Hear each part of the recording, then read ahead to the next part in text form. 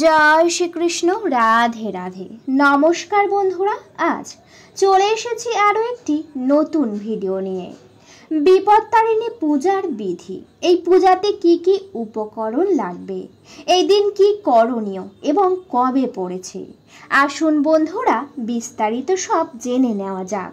তার আগে বলি বন্ধুরা, আপনাদের কাছে একটি ছোট্ট অনুরোধ, আপনারা আমার চ্যানেলে নতুন হলে অবশ্যই চ্যানেলটিকে সাবস্ক্রাইব করে আমার পাশে থাকবেন।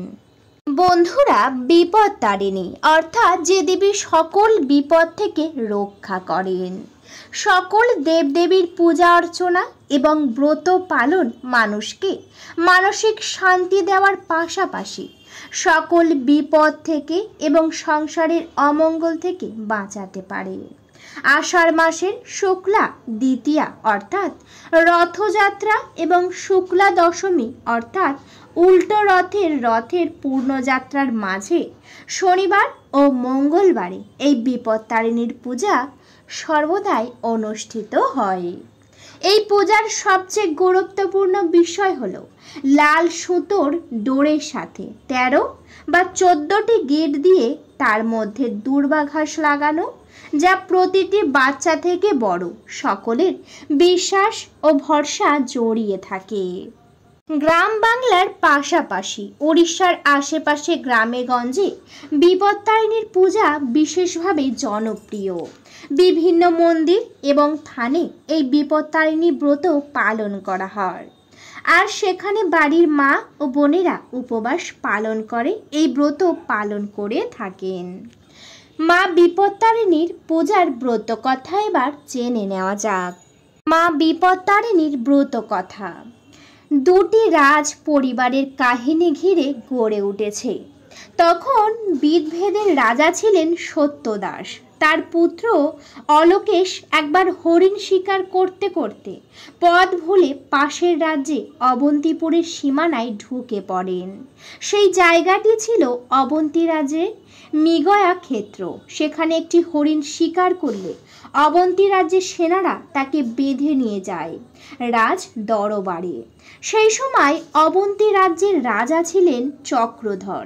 তিনি সমস্ত ঘটনা শোনার পর অলোকেশ্বরকে বন্দি করার আদেশ দিলেন। রাজপুত্রের বন্দি হওয়ার খবর চলে যায় রাজপুত্রের পিতার কাছে। সত্যদাস ছুটে গেলেন অবন্তী রাজ্যের দরবারে, কিন্তু অবন্তী রাজ তাকেও বন্দি করে রাখলেন। বিদর্ভ রাজ্যের রাজা এবং রাজপুত্রের বন্দি হওয়ার খবর পেয়ে বিদভের রানী রত্না কান্নায় ভেঙে পড়েন এবং তিনি চোখের জল মুছে পূজার আয়োজন করতে শুরু করেন। সেই দিন ছিল রথযাত্রার পরের মঙ্গলবার। দেবী বিপত্তারিণীর পূজা সেরে রানী ভক্তি ভরে দেবী স্তব করতে লাগলেন এই বিপদ থেকে রক্ষা পাওয়ার জন্য। সেই দেবী ছিলেন দেবী দুর্গার আরেকটি রূপ। দেবীর চরণে লুটিয়ে পড়েন রানী রত্না, প্রার্থনা করতে লাগলেন আর সংকল্প করলেন মায়ের কৃপা না হলে তিনি এই দেহ ত্যাগ করবেন। একদিক থেকে স্ত্রী এবং অন্যদিক থেকে মায়ের কাতর আর্তনাদ শুনলেন দেবী। সেই রাতেই দেবী বিপত্তারিণী অবন্তীরাজ চক্রধরকে স্বপ্ন দিয়ে বললেন যে তুমি আমার ভক্তকে বন্দি করে রেখেছ, দেখো আমি কষ্ট পাচ্ছি, এখন তাদের মুক্তি দাও। এই স্বপ্ন পেয়ে অবন্তীরাজ তখনই বিদর্ভ রাজ সত্যদাস এবং তার পুত্র অলোকেশকে মুক্তি দিলেন। সেই সঙ্গে নিজের মেয়ের সঙ্গে অলোকেশের বিবাহের প্রস্তাব দিলেন। এভাবে দুই রাজ্য আত্মীয়তায় বাঁধা পড়ল, আর এভাবেই দেবীর প্রসাদ লাভ করে শান্তি ফিরল উভয় রাজ্যে। এই বিপদ থেকে রক্ষা করেছেন বিপত্তারিণী দেবী এবং বিদভেবের রানী রত্নার এই ব্রত কথা স্মরণ করে আজও গ্রাম বাংলার ঘরে ঘরে মহিলারা সংসারের সমস্ত বিপদ কাটিয়ে উঠতে এবং স্বামী ও সন্তানদের সুরক্ষা করতে, সংসারের শান্তি ফিরিয়ে আনতে দেবী বিপত্তারিণীর পূজা করে থাকেন ভক্তি ও নিষ্ঠা ভরে। এবার জেনে নেওয়া যাক মা বিপত্তারিণীর রূপ। দেবদেবীদের রূপ দেখলেই সেই দেবদেবীকে চিহ্নিত করা হয় এবং তাকে সেইভাবেই ডাকা হয়। বিপত্তারিণী আসলে দেবী দুর্গা বা কালীর একটি রূপ। দুর্গার মতোই তিনি হলেন সিংহবাহিনী, তবে কোথাও তিনি রক্তবর্ণা, আবার কোথাও তিনি কালীর মতে কৃষ্ণবর্ণা। তার 4টি হাতের খড়গ রয়েছে, ত্রিশূল ও বরাভয় মুদ্রা রয়েছে। অনেক ভক্তগণ মনে করেন মা বিপত্তারিণী আসছে বাংলায় একটি লৌকিক দেবী, তবে প্রথম বিপত্তারিণীর ব্রত প্রচার করেছিলেন মার্কেন্ডের মুনি। বন্ধুরা, এবার জেনে নেওয়া যাক এই বিপত্তারিণী পূজা কবে পড়েছে। বিপত্তারিণী পূজা পড়েছে আগামী 13ই আষাঢ় 28শে জুন 2025 শনিবার। তিথি শুরু হচ্ছে আষাঢ়ের শুক্লপক্ষ, তৃতীয়ার সকাল 9টা বেজে 55 পর্যন্ত। এর পরে পড়ে যাচ্ছে চতুর্থী এবং আরও একটি দিন রয়েছে, তা হলো 16ই আষাঢ় 1 জুলাই মঙ্গলবার। তিথি আষাঢ়ের শুক্লপক্ষ, ষষ্ঠী সকাল 10টা বেজে 21 পর্যন্ত। এরপরে সপ্তমী পড়ে যাবে। বন্ধুরা, এই পূজাতে কি কি উপকরণ লাগবে আসুন জেনে নেওয়া যাক। এই পুজোতে প্রথম যে উপকরণ লাগবে তা হলো 13 রকমের ফল, 13 রকমের ফুল, 13টি পান অর্থাৎ পান পাতা, 13টি সুপারি, 13 গাছা লাল সুতোতে 13টি দুর্ভোগার সহযোগে 13টি অথবা 14টি গিট বেঁধে ডোর তৈরি করা হয়। এরপরে লাগবে শীর্ষহ ডাব, আমের পল্লব, পূজার জন্য ফুল, ধূপ, ধুনা, শঙ্খ, প্রদীপ, পূজার থালা, ভোগ অথবা নৈবেদ্য হিসাবে 13টি লুচি, 13টি পৈতে, 13টি লবঙ্গ, 13টি ছোট এলাচ, 13টি বড় এলাচ।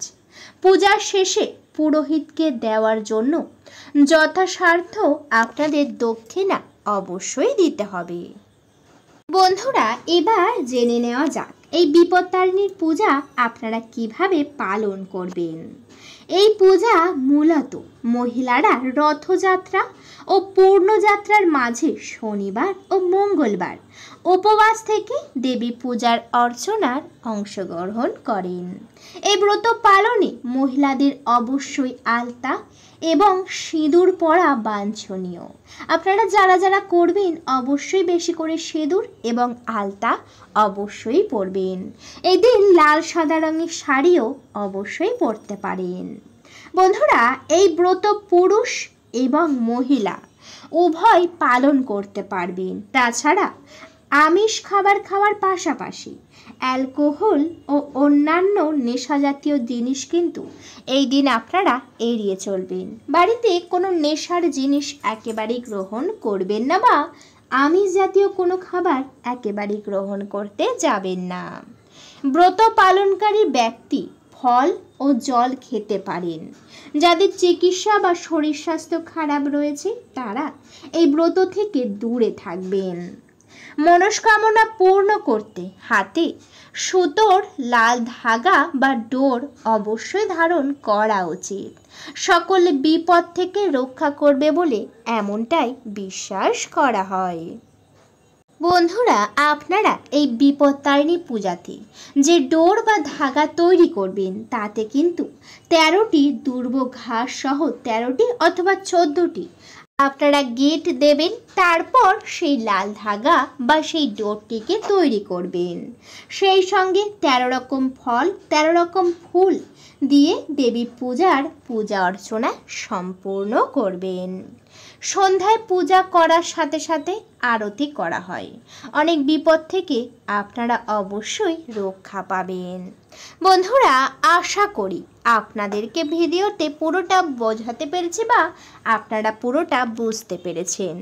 ভিডিওটা এই পর্যন্ত। ভিডিওটি যদি ভালো লেগে থাকে অবশ্যই ভিডিওতে একটি লাইক করবেন, আপনাদের বন্ধুবান্ধব আত্মীয় স্বজনদের সঙ্গে শেয়ার করবেন এবং সাবস্ক্রাইব করে আমার পাশে থাকবেন। আজকের মতো আমি বিদায় নিলাম। সবাই ভালো থাকবেন, সুস্থ থাকবেন। সকলে একবার ভালোবেসে কমেন্টে মা বিপত্তারিণীর নাম অবশ্যই লিখে যাবেন। আপনাদের সকলকে জানাতে চাই অনেক অনেক হরে কৃষ্ণ, রাধে রাধে।